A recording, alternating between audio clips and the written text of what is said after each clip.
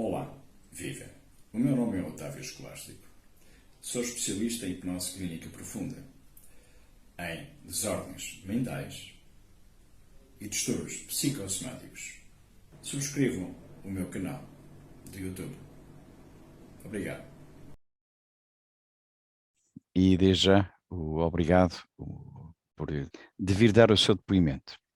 Explico o que é que, no fundo, a trouxe à consulta comigo, isto é, que foi em 2008 a primeira consulta, até foi no dia 22 de dezembro de 2008 a primeira consulta, em que fez 7 consultas.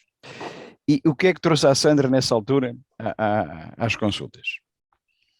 Ao tratamento. Ah, nessa altura, o que me levou às consultas é que eu estava a ter ataques de pânico. Era um dia a dia muito já atribulado, eu já não conseguia fazer o meu cotidiano como deve ser, não é? E depois, ao ouvir o doutor na rádio local e ouvir determinados depoimentos que o doutor fazia, eu Sim, identifiquei-me. depoimentos que faziam outros pacientes meus Outros que pacientes, iam à sim, Rádio Clube do Sul e davam o seu depoimento. Sim. sim. E eu identifiquei-me logo com isso. E então o que me vou depois fazer a marcação da consulta foi realmente o estado de ansiedade e de medo e de pânico que estava a viver dia após dia. Mas convém aqui fazer recordar esse passado, dizendo que também tomava ansiolíticos e antidepressivos. Mas nada disso tinha resolvido. A Sandra estava efetivamente cada vez pior, inclusivamente, repetindo-me outra vez, a Sandra já nem saía de casa para conseguir trabalhar. Sandra Certo. tinha alguma dificuldade em sair, apesar de enfim, ser patroa de si própria, né, ter o seu negócio, a sua empresa, mas tinha dificuldade já em sair de casa. Já estava num estado bastante complicado, bastante complexo também. Certo. Eu E nessa portanto, altura, eu nessa altura trabalhava por conta de outra, eu não tinha, ainda não tinha o meu ainda não negócio. tinha a sua empresa, sim. Sim, mas já estava sendo muito, muito complicado eu fazer o meu dia a dia normal, ir ao trabalho, ir às compras, ir ao shopping, ir a qualquer lado, já estava sendo muito difícil. Portanto, Eu tinha já não conseguia, por vezes, já não conseguia me conter-se. controlar, Exato, ter controlar-se. controle sobre os meus pensamentos, sobre as minhas atitudes, já não tinha o meu autocontrole.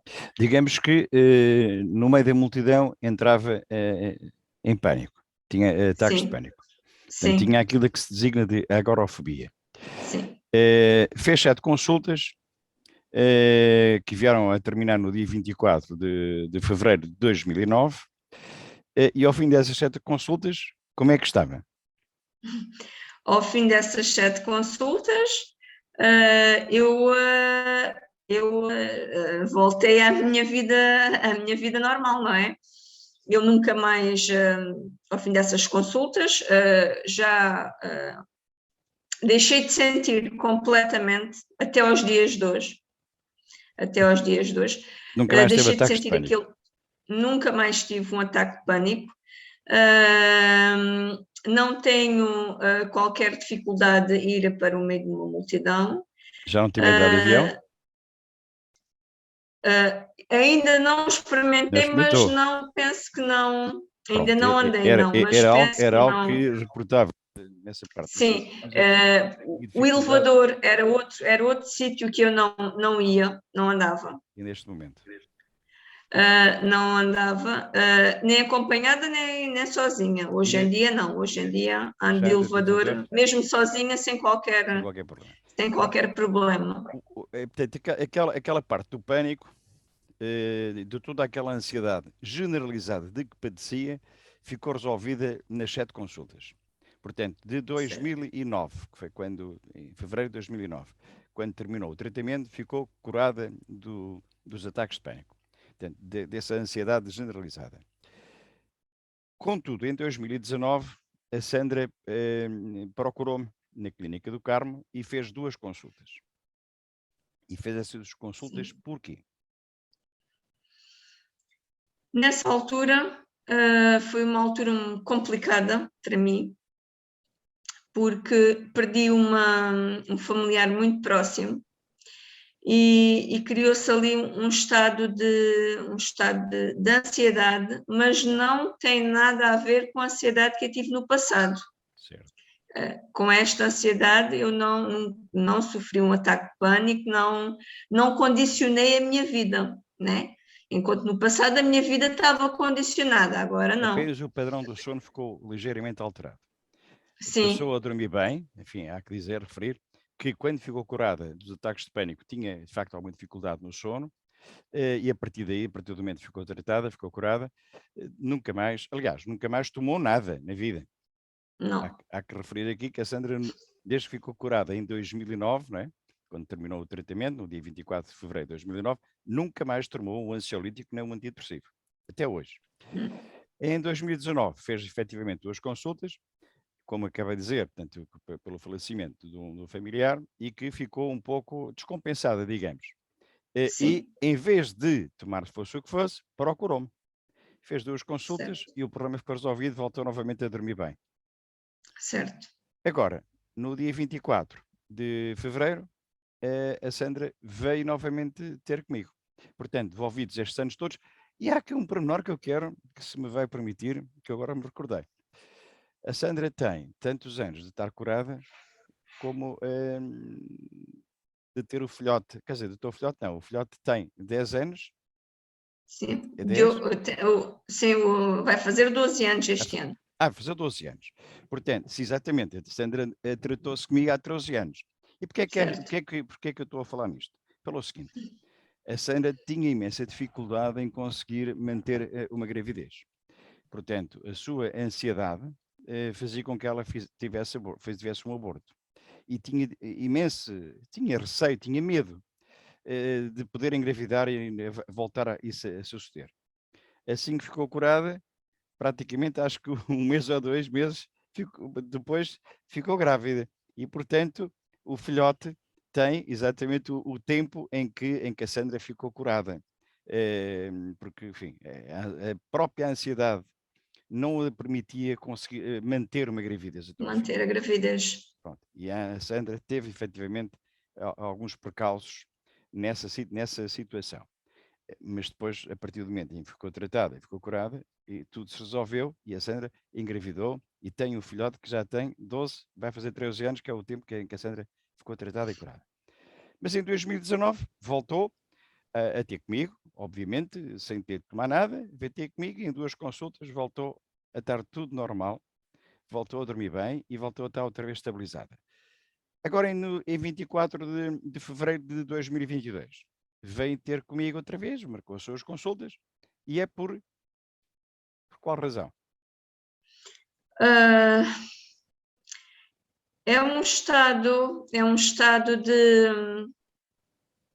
de ansiedade, mas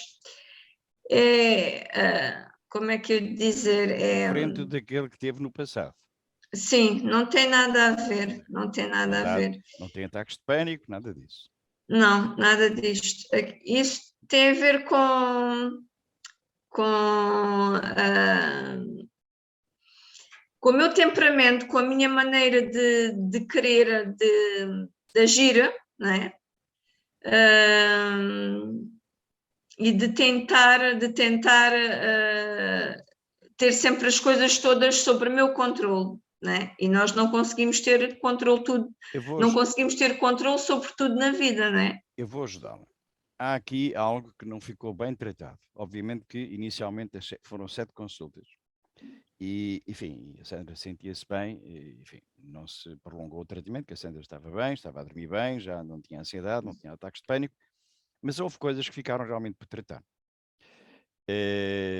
Mas a Sandra estava bem e, portanto, conseguiu fazer a vida dela sem nunca mais tomar um comprimido psicofármaco. Mas há ali coisas que necessitavam realmente ser tratadas e que não foram. Mas que agora, portanto, de acordo com a anamnese que a Sandra fez, ou que eu fiz da Sandra em 2000, em 2008, portanto, na consulta, 22 de dezembro de 2008, nessa anamnese, portanto, enfim, há ali várias, o seu historial clínico, a anamnese é o historial clínico do paciente, na sua história clínica, na infância, que eu reporto-me sempre à infância, há que referir isto, que eu refiro isto insistentemente. Eu não me interessa a partir dos 16 anos em diante, não me interessa rigorosamente nada a vida de ninguém. Porque o que acontece mais tarde é uma consequência reativa do que vem de trás. E, portanto, eu para tratar a ansiedade tenho que ir às causas. Para tratar a depressão tenho que ir às causas. E as causas estão na infância. E, portanto, houveram situações em que não foram efetivamente tratadas. Portanto, tratei aquilo que era o mais premente, digamos, aquilo que estava naquele momento a assolar, a apoquentar a Sandra e a dificultar a vida dela. Mas há aqui situações que têm a ver com o medo de errar e o medo de fracassar. Esse medo de errar e fracassar e o perfeccionismo era algo que ela tinha no passado, mas que de facto não houve tempo de tratar. Agora, isso está a começar a ficar exacerbado, ao ponto de a Sandra vir ter comigo. Portanto, não foi tratado no passado, estamos a tratar agora. Esse medo de errar e medo de fracassar tem a ver com situações traumáticas, tudo aquilo que acontece no passado, na infância, e que gera uma ferida emocional, portanto, gera um trauma, não é? Uma ferida emocional é um trauma, que, enfim, ele vai acompanhando a pessoa enfim, durante a vida, mas há um momento que ele começa a apoquentar, a chatear. E tem, Virou de cima. e tem que ser eliminado do subconsciente. Se não for eliminado, a coisa vai agravando mais. E então, o que se passa aqui? O medo de errar. O medo de errar tem a ver, efetivamente, com uma educação que é feita. Não estamos a falar aqui em traumas de natureza violenta. Às vezes as pessoas pensam, o trauma foi espancado, ou foi violado, ou foi isto. Não. O pequenino trauma que possa acontecer, um medo, um susto, qualquer coisa fica registado no subconsciente, no nosso sistema operativo, e mais tarde vai criando sequelas, as sequelas vai criando, enfim, sintomas. E o sintoma que estava neste momento a afligir também a Sandra, que tem a ver com esta situação do perfeccionismo e do medo de errar, estava, portanto,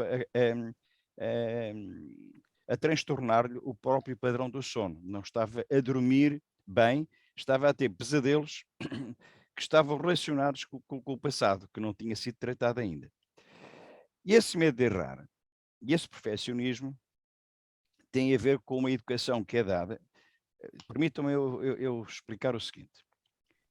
Contrariamente a que muitas de outras opiniões, eu digo de outras opiniões porque são pessoas que sabem teoria, mas não sabem na prática, dizem que nós herdamos emoções. Ou seja, que a depressão, a ansiedade é genética. E eu digo categoricamente que é falso. Nós não herdamos emoções. A ansiedade e a depressão advêm de acontecimentos da infância, acontecimentos desajustados, traumáticos, que afetam a pessoa para a vida.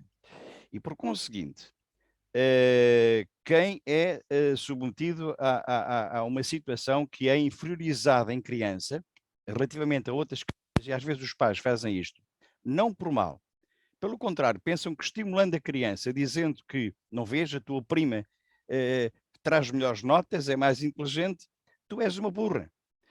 Isto não se deve fazer, essa comparação com os outros não se deve fazer. Estamos a inferiorizar a criança, estamos a criar-lhe o medo de errar e o medo de fracassar. E para a vida isso é terrível. O medo de, na escola, quantas vezes a criança é vexada na escola, em frente do quadro, na frente de todas as crianças da classe, da turma.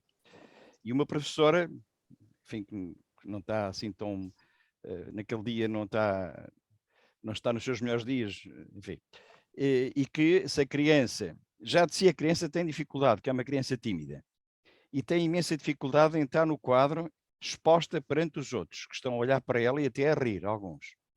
A criança sente-se tão pequenina que, como a gente diz na gíria, se tivesse um buraquinho, metia-se e fugia, desaparecia. E quanto mais a criança se sente apavorada de estar na presença dos outros,